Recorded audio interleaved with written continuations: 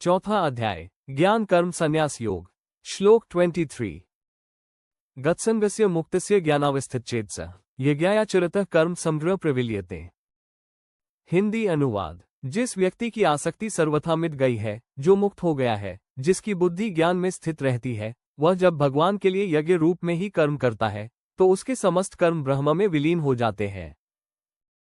भगवान श्रीकृष्ण इस श्लोक में आदर्श कर्मयोगी का स्वरूप बताते हैं। वह व्यक्ति जो संसार की वस्तुओं, स्थितियों या संबंधों में आसक्ति नहीं रखता, गत्संगस्य, जो भीतर से मुक्त है, मुक्तस्य, और जिसकी बुद्धि निरंतर दिव्य ज्ञान में स्थित है, ज्ञानावस्थितचेतस। ऐसे साधक के लिए प्रत्येक कर्म, चाहे वह कोई भी हो, केवल यज्ञ अर्थात भगवान की सेवा और समर्पण के रूप में होता है।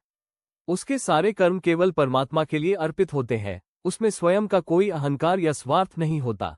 श्री कृष्ण बताते हैं कि ऐसे पुरुष के सभी कर्म, चाहे वे भूतकाल के हों या वर्तमान में किए जा रहे हों, पूर्ण रूप से ब्रह्म में, परम सत्य में विलीन हो जाते हैं।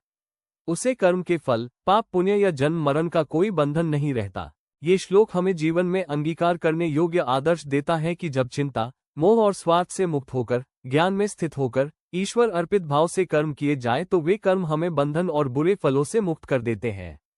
यही कर्मयोग के उच्चतम स्तर की पहचान है, जिसमें निष्कामता, समर्पण और दिव्यता निहित रहती है।